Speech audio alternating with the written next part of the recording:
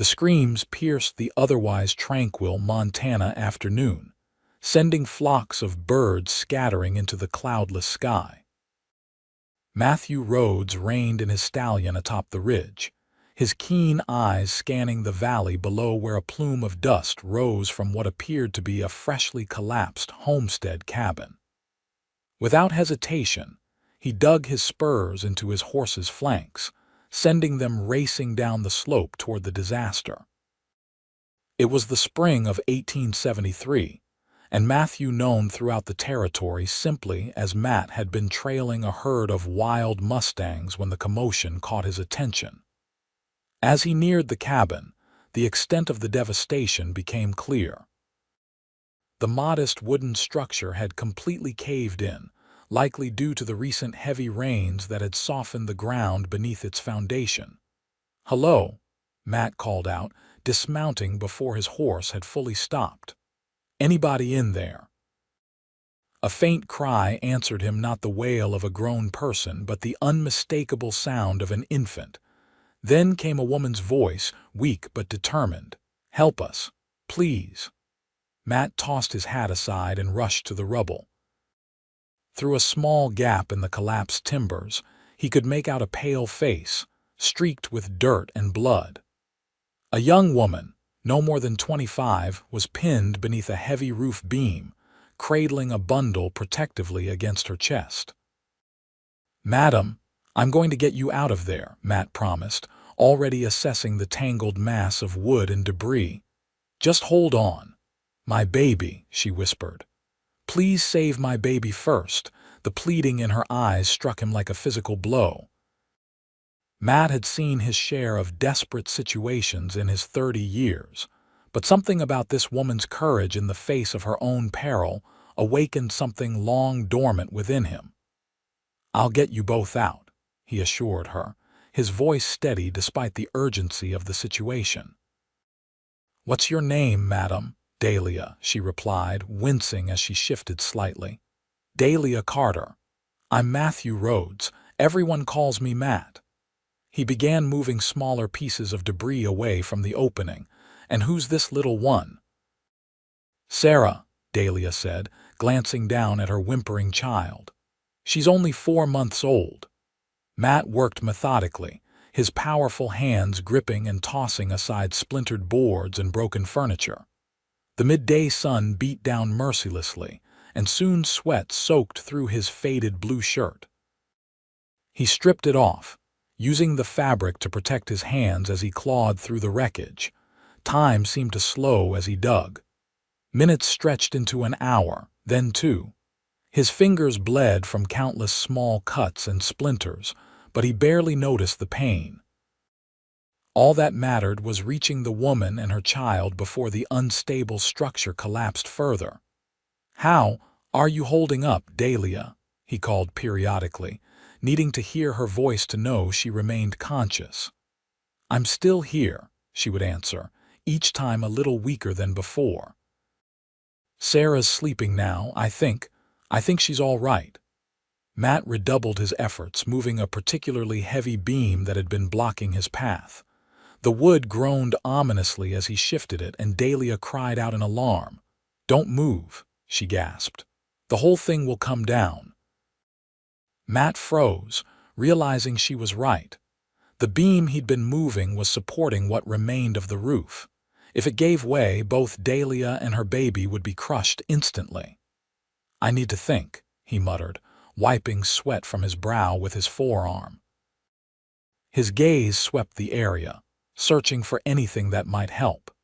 His horse stood nearby, and an idea formed. Using his lariat, Matt fashioned a crude system of ropes and pulleys, securing one end to his horse and the other to the main support beam. With careful commands, he urged his horse forward, creating enough tension to hold the beam in place while he worked to free Dahlia and Sarah from beneath. The opening was now large enough for him to reach inside. "Dahlia, I'm going to take Sarah first, then come back for you." She nodded weakly, tears streaming down her dirt-smudged face as she reluctantly relinquished her hold on her daughter. Matt gently extracted the infant, who began to wail as soon as she was separated from her mother. He quickly placed her in a makeshift nest of his saddlebags before returning to Dahlia. "Now for you," he said, reaching in to grasp her outstretched hands. She was more thoroughly trapped than he'd initially realized, her lower body pinned beneath a fallen support post. "I can't feel my legs," she admitted, her voice trembling. "I don't think I can move." "Don't you worry about that," Matt assured her, though concern knotted his stomach. "I'll do the moving for both of us." With renewed determination, he dug around her body, creating space to maneuver. The sun was beginning to set, casting long shadows across the devastated homestead. Matt knew he needed to free her before nightfall. The temperature would drop quickly, and Dahlia was already showing signs of shock. "Tell me about yourself," he urged as he worked, hoping to keep her alert and distracted from the pain. "What brings a young woman and her baby out to this wilderness alone?" Dahlia's eyes, a striking shade of green that reminded Matt of spring meadows, focused on him with effort. "Not alone. My husband Thomas. He went to town 3 days ago for supplies. Should have been back yesterday." Matt's hand stilled momentarily. A husband. Of course. A woman like Dahlia wouldn't be without a man to protect her. He pushed aside the unexpected twinge of disappointment and continued his efforts. "Well, Mrs. Carter, I reckon your Thomas will be mighty grateful to find you and little Sarah safe and sound when he returns." A shadow crossed Dahlia's face. "If he returns."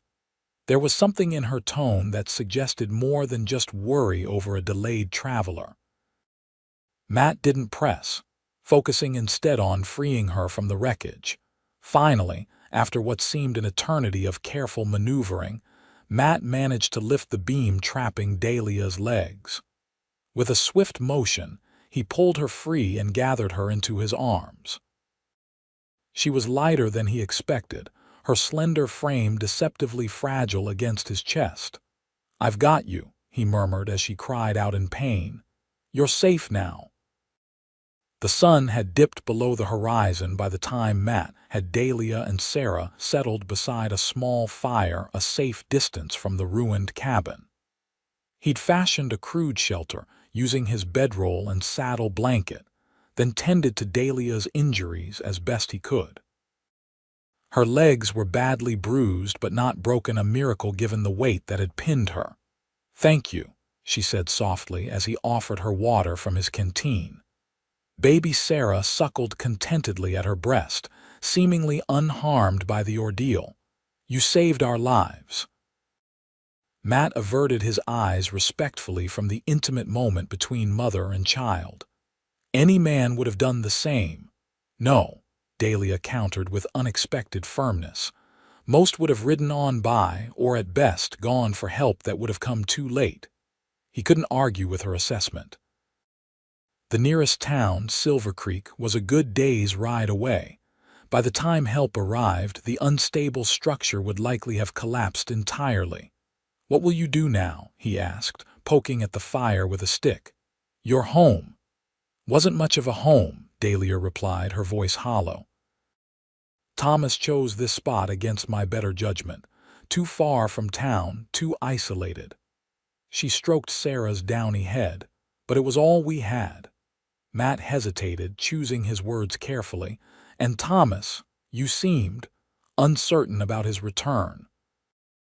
Dahlia's eyes met his across the firelight, measuring him, deciding how much to trust this stranger who had saved her life. "Thomas has a weakness for gambling and whiskey," she finally admitted. "Each time he goes to town, I wonder if he'll come back at all." "I'm sorry," Matt said simply. "Don't be. I made my choices."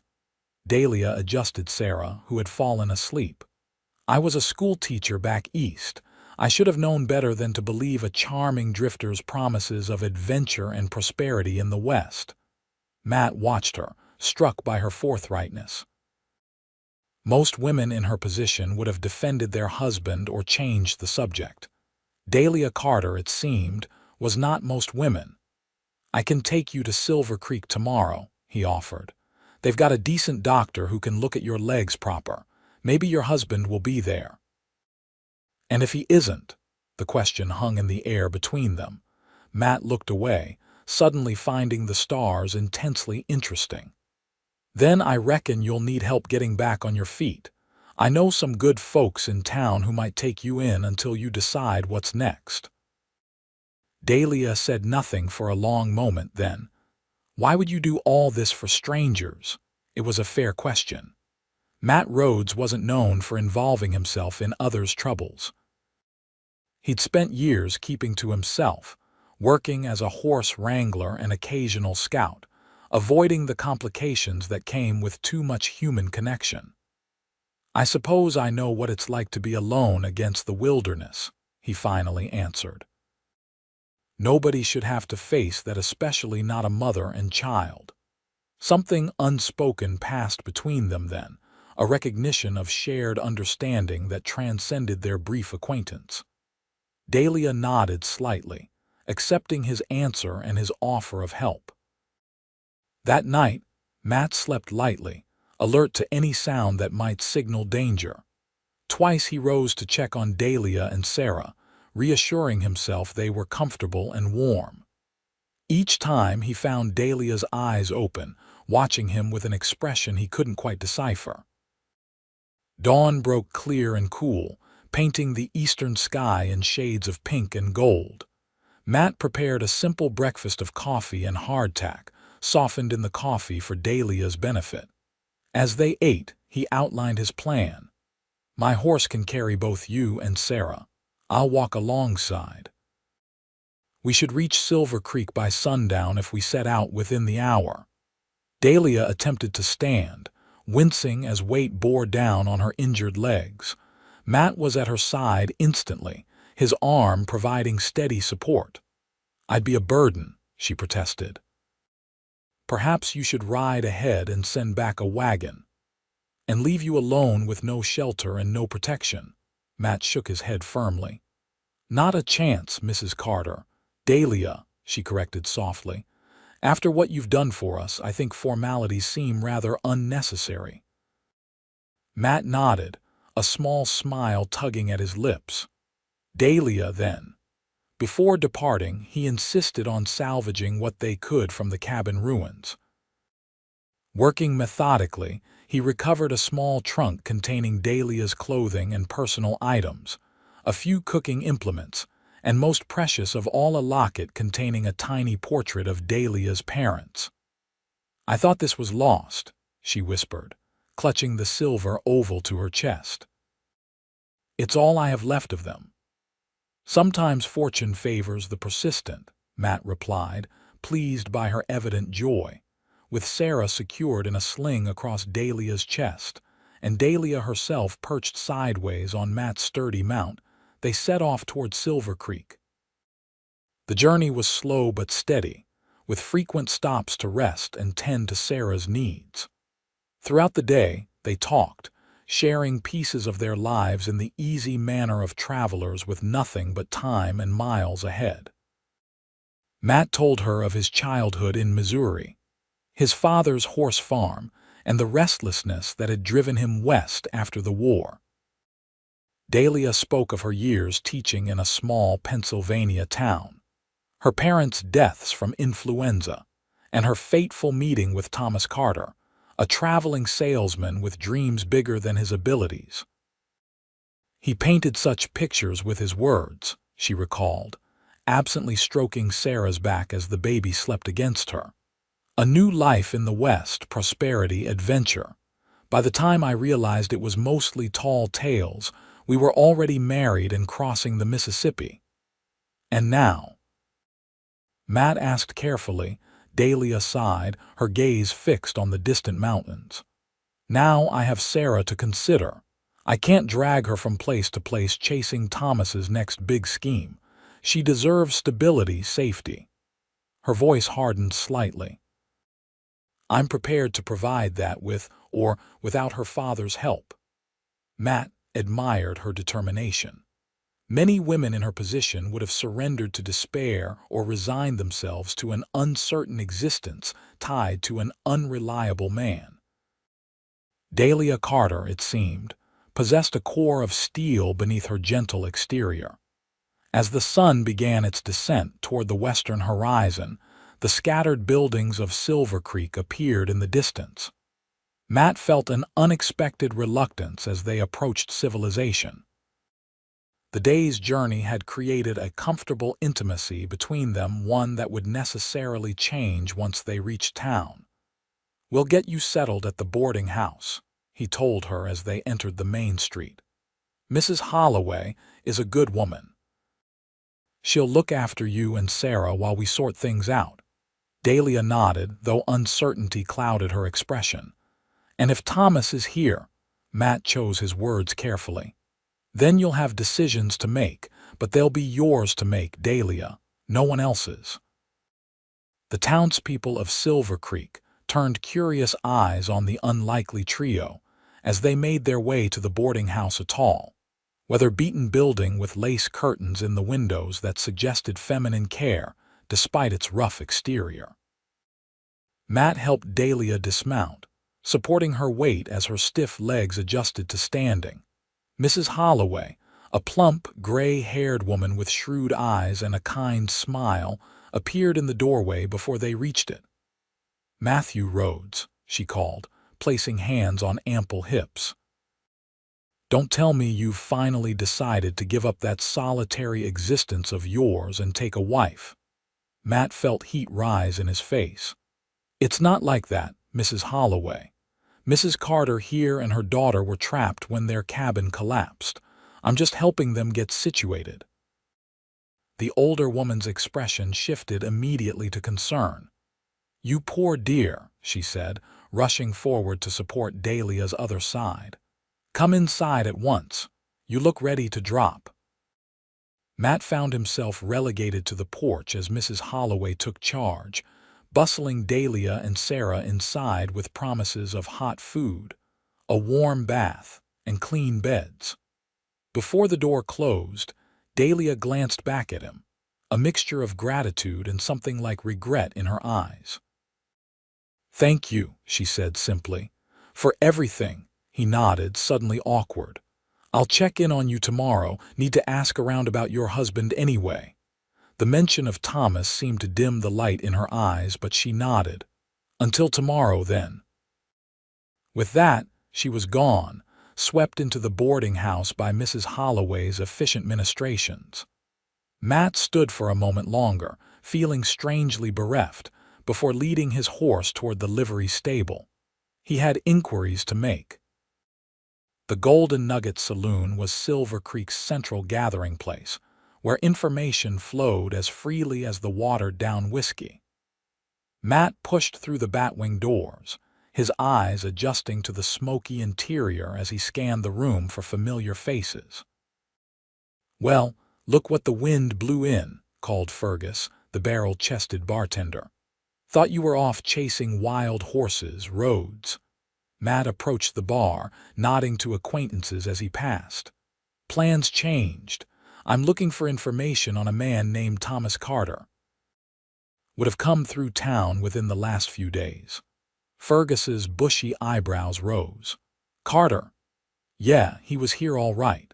Spent 3 days losing every cent he had at the poker tables, then tried to win it back by betting on a sure thing that wasn't so sure after all." A sense of foreboding settled in Matt's stomach. "Where is he now?" The bartender exchanged glances with a weathered cowhand seated nearby. "Boot Hill," the cowhand answered bluntly. "Got himself shot after accusing Jim Blackwell of cheating. Turned out Carter was the one with cards up his sleeve." Matt closed his eyes briefly, absorbing the implications. Dahlia was a widow, though she didn't know it yet. Sarah was fatherless, and he was the one who would have to tell them. "When?" he asked, his voice rough. 2 nights ago," Fergus replied. "Sheriff ruled it self-defense. Blackwell's already moved on." Matt ordered a whiskey, downing it in one burning swallow before heading back into the night. He walked aimlessly for a time, considering how to break the news to Dahlia. Would she grieve deeply, despite her ambivalence about her husband? Or would she feel a guilty relief, followed by anxiety about her future? He found himself outside the boarding house again, staring up at a softly lit window where he imagined Dahlia might be putting Sarah to bed. The thought of disrupting whatever peace she had found tonight with news of her husband's death seemed cruel. "Tomorrow," he murmured to himself. "I'll tell her tomorrow." Morning arrived with an unseasonable chill, low clouds threatening rain. Matt had slept poorly, his dreams haunted by images of Dahlia's face when he would deliver the news of her widowhood. He washed and shaved with particular care, as if his appearance might somehow soften the blow. At the boarding house, Mrs. Holloway met him at the door with concerned eyes. "She's in the parlor," the older woman said quietly. "The doctor came by first thing, says she's bruised and exhausted but nothing permanent. That baby is a miracle, not a scratch on her." "And has she asked about her husband?" Mrs. Holloway nodded grimly. "Been asking everyone who comes through the door. I didn't have the heart to tell her what everyone in town knows." Matt steeled himself. "I'll handle it." Dahlia sat by the window in the small parlor, Sarah asleep in a borrowed cradle beside her. She wore a borrowed dress, her hair neatly braided and falling over one shoulder. In the clear morning light, with the dirt and fear washed away, her beauty was striking, not the artificial perfection of painted saloon girls, but something deeper and more authentic. She looked up as he entered, hope flaring briefly in her eyes before reading the truth in his expression. "He's dead, isn't he?" she asked directly. Matt removed his hat, twisting the brim slightly in his hands. "Yes, I'm sorry, Dahlia." She absorbed the news with remarkable composure, her gaze shifting to her sleeping daughter. "How?" she asked after a moment. Matt considered softening the truth but decided she deserved honesty. "Gunfight. He accused a man of cheating at cards. It went badly." A bitter smile touched her lips. "Of course it did. That was Thomas, always convinced someone else was responsible for his misfortunes." She looked up at Matt, her eyes dry but full of emotion. "Did he lose our money first? The money for the supplies we needed?" Matt nodded reluctantly. "From what I gathered, yes." Dahlia closed her eyes briefly. When she opened them, there was a clarity and resolve that surprised him. "Then I am truly on my own now," she said, more to herself than to Matt. "I suspected as much when he didn't return, but suspecting and knowing are different things." Matt took a step forward. "You're not alone, Dahlia. This town has good people who will help you get back on your feet." "And then what?" she challenged, a flash of fire in her green eyes. "Depend on charity until I can find another husband to support us. Become the town's object of pity, the widow with the fatherless child." Her vehemence caught him off guard. "I didn't mean, I know you didn't," she said, softening slightly. "Forgive me. You've been nothing but kind. It's just, I've spent too many years letting others determine my path. First my parents, then Thomas. I need to stand on my own now, for Sarah's sake if not my own." Matt found himself admiring her spirit even as he worried about the practical challenges she would face. "What will you do?" Dahlia looked around the neat parlor, considering. "Mrs. Holloway mentioned they need a teacher here. The last one left to get married 2 months ago. You'd stay in Silver Creek." Matt couldn't keep the surprise from his voice. "Why not? It seems a decent town. Sarah and I need to settle somewhere." Her expression became thoughtful. "Unless you think there's a reason we shouldn't stay." The question hung between them, laden with unspoken implications. Matt found himself at a crossroads. The sensible part of him, the part that had kept him safe and unencumbered for years, urged caution. But something deeper, something he'd thought long buried, pushed him toward a different answer. "I think Silver Creek would be lucky to have you," he said quietly. "Both of you." Relief flickered across her features, followed by something warmer. "Thank you. That means a great deal coming from you." An awkward silence fell, broken only by Sarah's soft baby sounds as she stirred in her cradle. Matt cleared his throat. "There'll be arrangements to make. For Thomas, I mean." Dahlia nodded, her expression hardening slightly. "I suppose there will, though I doubt he left enough money for a proper burial." "I can help with that," Matt offered. She shook her head firmly. "You've done more than enough already. I'll speak with the sheriff about the simplest option. Thomas wouldn't have wanted fuss anyway." Matt recognized the pride in her stance, the determination to handle her own affairs. He respected it, even as he wished she would allow him to ease her burden. "At least let me speak to the school board on your behalf," he suggested. "Jebediah Porter is the head, and I saved his prize bull last winter when it fell through the ice. He owes me a favor." A small smile touched Dahlia's lips. "Very well. I accept that offer with gratitude." The next days passed in a flurry of activity. Thomas Carter was buried in a simple ceremony attended only by Dahlia, Matt, and the preacher. Dahlia stood dry-eyed beside the grave, Sarah bundled against her chest, her expression one of resignation rather than grief.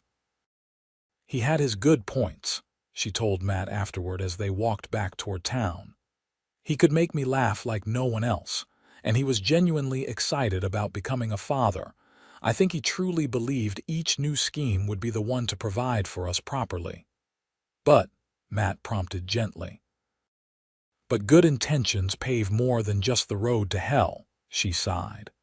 "They also pave the road to hungry nights and leaking roofs and endless disappointments." Matt nodded, understanding. He'd known men like Thomas Carter, charming dreamers who left practical concerns to others while they chased the next horizon. True to his word, Matt spoke with Jebediah Porter about the teaching position. To his surprise, the stern-faced rancher who served as head of the school board needed little convincing. "We're desperate for a proper teacher," Porter admitted. "These youngsters have been running wild for months. If Mrs. Carter has experience and can start right away, the position is hers." And so, within a week of her rescue from the collapsed cabin, Dahlia Carter found herself installed as Silver Creek schoolteacher, with a small but comfortable room behind the schoolhouse converted into living quarters for her and Sarah.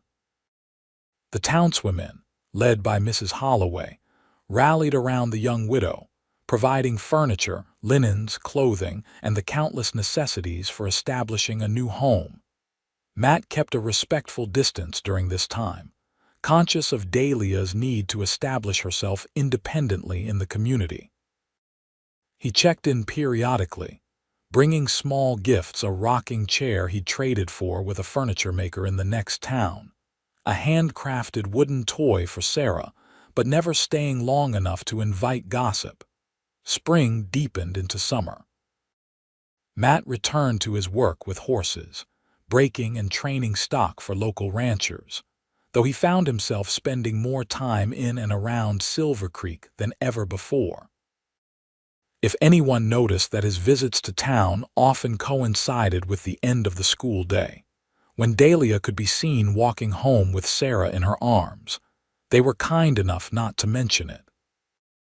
It was on one such afternoon in late July that Matt approached the schoolhouse just as the last students were racing away toward home. Dahlia stood on the steps, watching them go with a smile that transformed her face.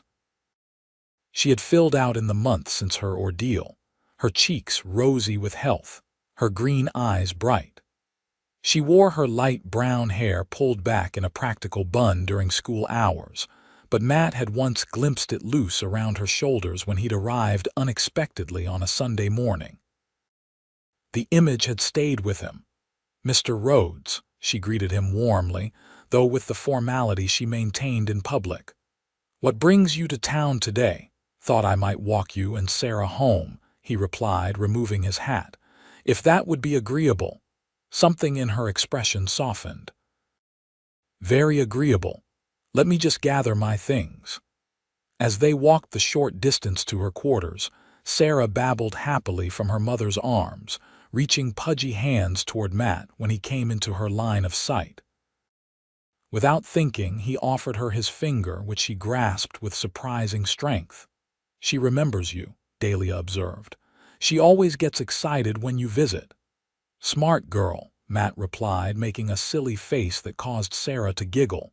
Takes after her mother that way. A faint blush colored Dahlia's cheeks. They had reached her door and she hesitated before inviting him inside. Would you care for some coffee? It's fresh made. The small living quarters were neat and cozy, transformed by Dahlia's touch from a plain room into a home. Wildflowers brightened the table, and handmade curtains framed the windows. Books, her most prized possessions, lined a simple shelf Matt had built for her last month. How are the students progressing? He asked, as she poured coffee into two mismatched cups. Remarkably well, considering most of them had never held a pencil before I arrived, Dahlia replied, settling Sarah on a quilt on the floor with her toys. Billy Porter can already read simple words and he's only 5. Jebediah must be proud. Pretends not to be, but I've caught him grinning when Billy recites his letters. She sat across from Matt, her hands cradling her cup. And your work? Any progress with that black stallion you mentioned? They fell into easy conversation, as they always did. Matt found himself sharing thoughts and observations he'd never voiced to another soul, while Dahlia spoke of her hopes for the school and her plans for Sarah's future. Time slipped away unnoticed until the lengthening shadows reminded Matt of propriety. I should go, he said reluctantly, rising. People will talk if I stay too late. Dahlia's expression clouded slightly. People already talk, Matt. Apparently, a widow should either be in perpetual mourning or actively seeking a new husband. My contentment with independence confuses them. Matt studied her face, trying to read the emotions beneath her words. Does it bother you, the talk? She considered the question seriously. Not for myself, but I worry for Sarah and for you. Me? He was genuinely surprised. Your reputation. You've been so kind to us, and yet you maintain a certain distance. I've wondered if that's to protect yourself from association with a woman of questionable standing. Matt stared at her, momentarily speechless. Dahlia, no, that's not. He ran a hand through his hair in frustration. I've kept a respectful distance because I thought that's what you wanted, needed. Her eyes widened slightly. What I wanted? You spoke so powerfully about standing on your own, about not depending on others to determine your path. He took a step toward her, then stopped himself. The last thing I wanted was to impose myself where I wasn't welcome. Understanding dawned in her expression, followed by something that might have been amusement. Oh, Matt, for a man so perceptive about horses, you can be remarkably blind about people. Before he could respond to this cryptic statement, Sarah began to fuss, effectively ending the moment. Dahlia scooped up her daughter, who was clearly ready for her evening feeding. Perhaps we could continue this conversation another time, she suggested, a new warmth in her voice. Sunday, after church, Mrs. Holloway has offered to watch Sarah so I could have an afternoon to myself. Matt recognized the invitation for what it was, a chance to speak privately, away from the constraints of propriety that governed their interactions in town. His heart hammered against his ribs. Sunday, he agreed. I'll come by after the service. The following days crawled by with excruciating slowness. Matt found himself distracted during his work, earning good-natured ribbing from the ranch hands when he nearly allowed a half-broken colt to bolt because his mind was elsewhere. Sunday dawned clear and perfect, as if even the weather approved of the coming afternoon. Matt attended the church service, something he rarely did, and found his gaze continually drawn to Dahlia. seated near the front with Sarah on her lap. She wore her best dress, a deep blue that complemented her coloring, and had arranged her hair in a more elaborate style than her usual practical bun. After the service, he waited anxiously as she handed Sarah over to Mrs. Holloway, who gave Matt a knowing look that made him feel transparent. When Dahlia finally approached him, a small basket over her arm, his mouth went dry. "I thought we might have a picnic," she suggested. "By the creek. It's cooler there." They walked in companionable silence through town and beyond, finding a shady spot beneath a cottonwood tree where the creek widened into a gentle pool. Dahlia spread a blanket and began unpacking her basket: fresh bread, cheese, dried apple slices, and 2 carefully wrapped pieces of Mrs. Holloway's famous berry pie. "This is quite a feast," Matt observed, helping her arrange the food. "A celebration of sorts," Dahlia replied enigmatically. "What are we celebrating?" she smiled, passing him a plate. "New beginnings and clarity."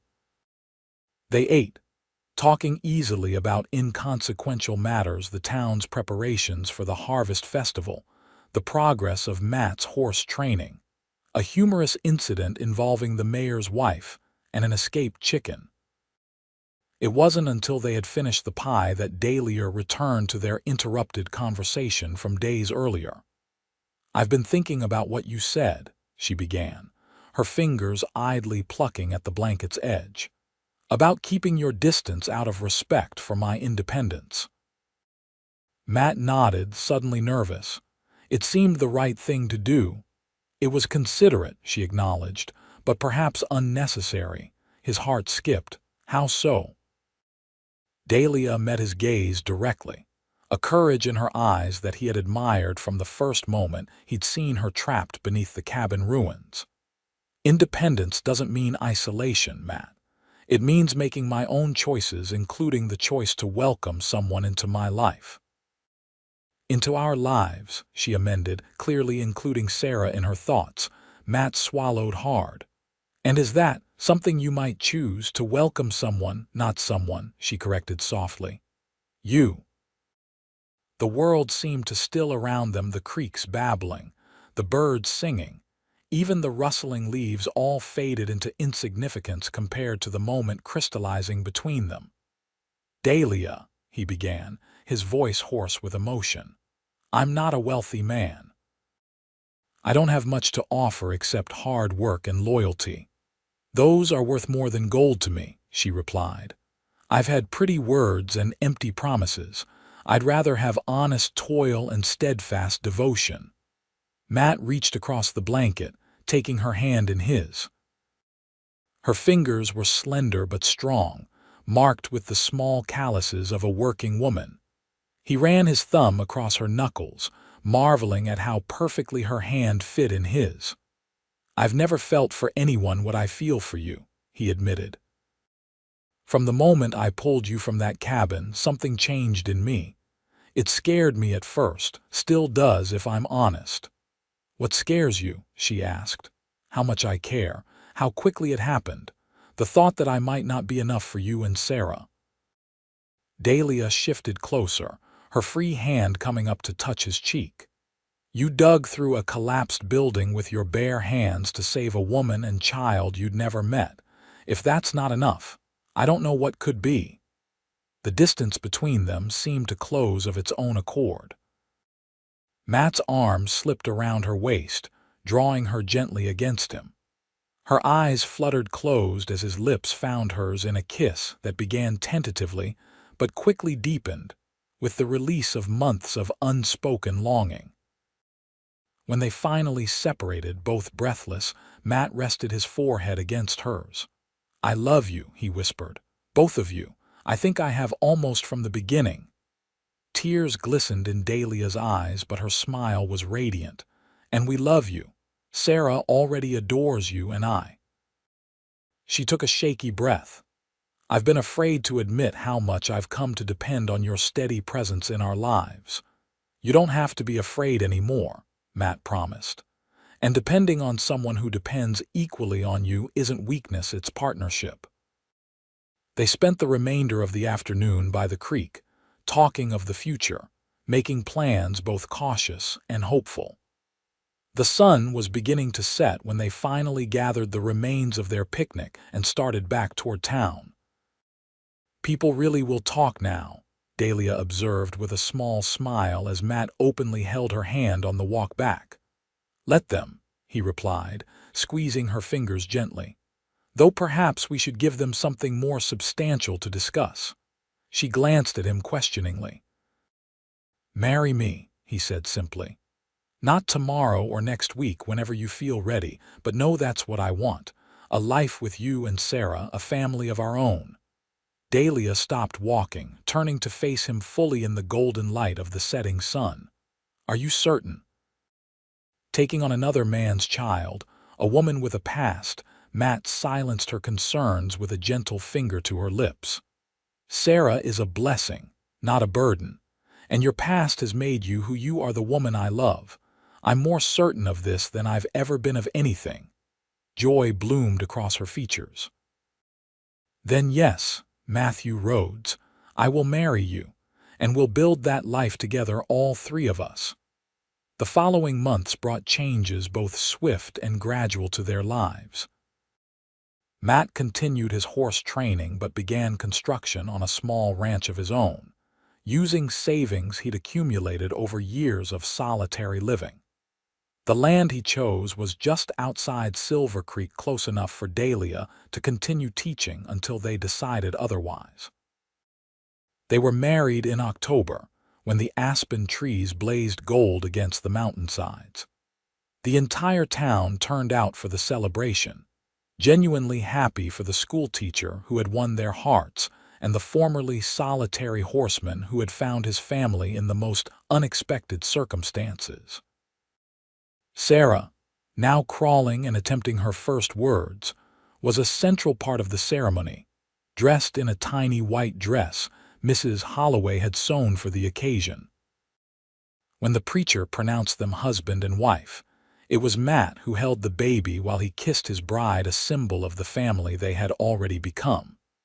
Their home was completed just before the first snow, a sturdy 4-room cabin with a view of both mountains and prairie.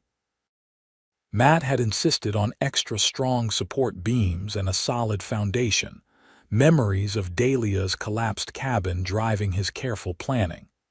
She had smiled at his thoroughness, but understood the love behind it. Winter settled over the land, wrapping their new home in a blanket of white. On Christmas Eve, with Sarah asleep in the cradle Matt had crafted for her, they sat before the fireplace, content in the simple pleasure of being together.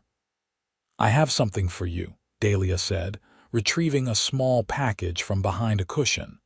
"It isn't much, but—" Matt unwrapped the cloth to find a hand-stitched leather wallet, his initials worked into the corner in neat, tiny stitches. "It's perfect," he said sincerely, running his fingers over the craftsmanship. "Thank you." "Open it," she urged, an unusual nervousness in her voice. Inside, he found a small folded paper. Curious, he opened it to discover a tiny drawing, clearly Dahlia's work of their family. Matt, Dahlia, Sarah, and a smaller figure beside Sarah. His eyes flew to hers, questioning. "In June," she confirmed, her hand moving to rest on her still flat stomach. "Our family is growing." Matt's whoop of joy woke Sarah, who began to wail indignantly at the disruption of her sleep. Laughing, they went together to soothe her, Matt lifting her from her cradle while Dahlia sang a soft lullaby. As the baby's eyes drifted closed again, secure in Matt's strong arms, he met his wife's gaze over their daughter's head. "Did you ever imagine, that day when the cabin collapsed, that we would end up here?" he asked quietly. Dahlia shook her head, her expression thoughtful. "I was just trying to survive that day, to keep Sarah alive. The future was an unimaginable luxury. And now," a slow smile spread across her face, "now the future is a gift I unwrap each morning when I wake beside you." Matt carefully laid Sarah back in her cradle, then drew Dahlia into his arms. "I never believed in fate before I found you," he murmured against her hair. "But something led me to that ridge at exactly the right moment. Something made me hear your cries when I might have ridden past." "Perhaps it was simply the man you are," Dahlia suggested, pressing a kiss to his jaw. "A man who couldn't ignore someone in need. A man willing to dig through a collapsed building with his bare hands to save strangers." "Not strangers," Matt corrected, tightening his embrace. "Family I hadn't met yet." Outside, snow fell silently, adding another layer to the protective blanket surrounding their home. Inside, warmth and love created a different kind of protection, one built not of wood and stone, but of commitment and devotion. As spring returned to the land, life blossomed everywhere in the wildflowers dotting the prairie, in Sarah's first tottering steps across the cabin floor, and in the growing swell of Dahlia's belly. Matt found himself watching his wife with wonder as she moved through her days, teaching until the school board insisted she take time to rest, nurturing Sarah's curiosity about the world, and helping him establish their small but thriving horse ranch. "You're staring again," Dahlia observed one evening as she sat by the window, her mending forgotten in her lap as she gazed out at the sunset. "Can't help it," Matt replied unapologetically. "You're beautiful." She laughed, the sound as clear and refreshing as the creek that ran near their property. "I'm as big as one of your horses." "Twice as lovely, though," he countered, crossing the room to kneel beside her chair. He placed a gentle hand on her rounded abdomen, feeling the strong kicks of their child. "And infinitely more precious."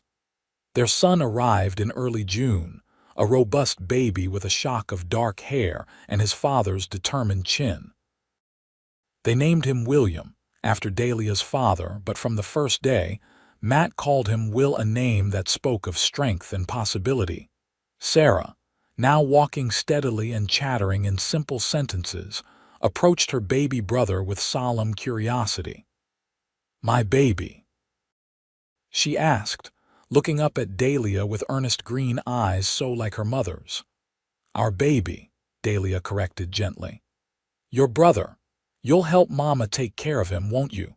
The little girl nodded with grave importance, reaching out to pat Will's tiny hand with extreme gentleness. Matt felt his heart constrict at the sight of his family, his wife, and the two children who had his complete devotion, regardless of blood ties. That night, with Will sleeping in his cradle and Sarah finally exhausted from the excitement of the day, Matt found Dahlia standing on the porch, gazing up at the star-filled sky. "Should you be up?" he asked, wrapping an arm around her shoulders. She leaned into him, drawing strength from his solid presence. "Probably not, but I needed a moment to marvel at what? At how life unfolds." She turned in his embrace to face him.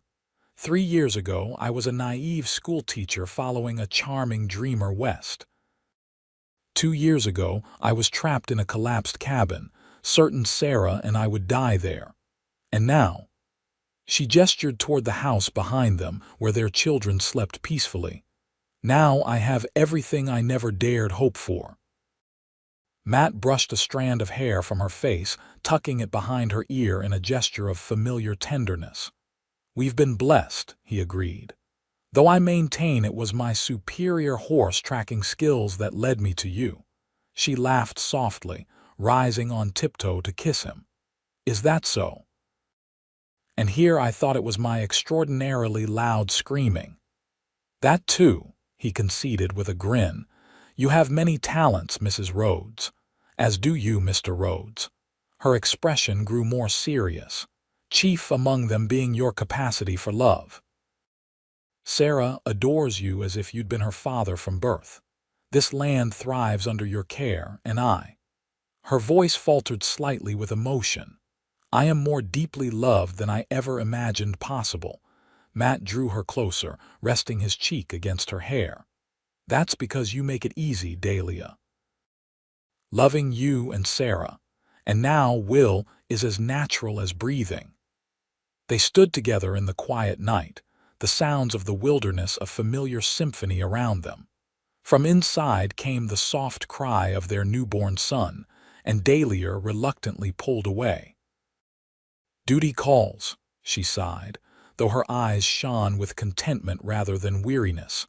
Matt caught her hand before she could go inside. "I'll never regret it, you know.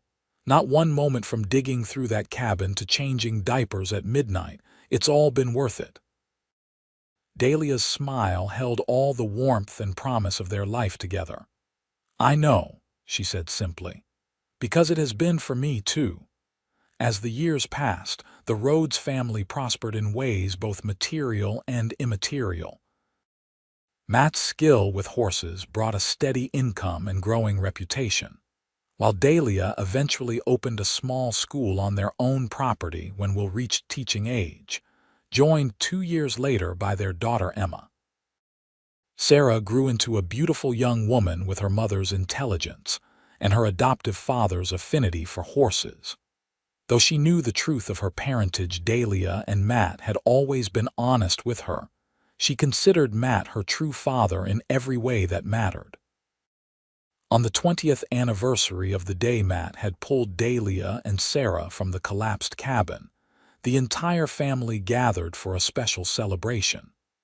Their home had expanded over the years, but the original cabin remained at its heart, a reminder of the humble beginnings of their shared life. "A toast," Matt proposed, raising his glass as they sat around the large dining table that had hosted countless family meals, homework sessions, and serious discussions. "To collapsed cabins and the treasures they sometimes contain." Dahlia laughed, the lines around her eyes deepening with the genuine mirth that had become her hallmark. At 45, she retained the beauty that had first caught Matt's attention, enhanced now by the confidence and serenity of a woman who knew herself and her place in the world. "To bare hands and brave hearts," she countered, raising her own glass. Their children Sarah, now 21 and recently engaged, Will, 19 and planning to study veterinary medicine back east, Emma, 17 and the spitting image of her father, and Robert, their surprise blessing who had arrived when Dahlia was 40, joined the toast with varying degrees of understanding about the significance of the day.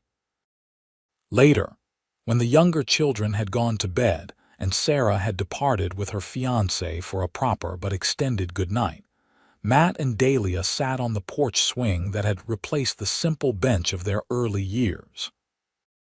20 years, Matt marveled, his arm around his wife in a posture so familiar it was almost part of them.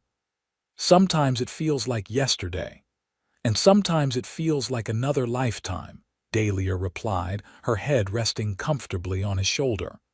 "A lifetime lived by different people." He nodded, understanding exactly what she meant. They had both changed over the decades, shaped by joys and sorrows, triumphs and challenges. The young widow and the solitary cowboy had evolved into the people they were now, partners in the truest sense. Their lives so interwoven it was impossible to imagine one without the other. "You ever wonder what would have happened if I hadn't heard you that day?" Matt asked, voicing a question that occasionally still haunted his dreams. "If I'd been just a little further away, or if the wind had been blowing differently." Dahlia was quiet for a moment, considering. "I used to wonder that, especially in the early years. But I've come to believe that some things are meant to be, not in a fatalistic way, but in the sense that there are currents in life drawing certain souls together." She shifted to look up at him. "We might have met some other way in some other time, but I think we were always destined to find each other." Matt pressed a kiss to her forehead, his heart full of the quiet joy that had become the foundation of his existence. "I like that thought, that no matter what, we would have found our way to this life. This very good life," Dahlia amended, snuggling closer against the evening chill. As stars appeared in the darkening sky, Matt reflected on the journey that had brought them here from a desperate rescue to a love that had grown deeper and richer with each passing year. The memory of digging through that collapsed cabin with his bare hands remained vivid, but it was no longer just the beginning of their story.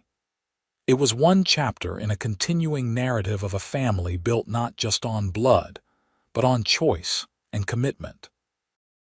"I love you, Dahlia Rhodes," he murmured into the peaceful night, "today and always." Her hand found his in the darkness, fingers intertwining with the ease of long practice. "And I love you, Matthew Rhodes, for saving us then and for every day since." Together, they sat in contented silence, listening to the night sounds of the land they had made their own, surrounded by the life they had built together, a life that had begun in crisis, but had flourished into something beautiful and enduring, as strong as the hands that had once dug through rubble to uncover the greatest treasures Matt would ever find.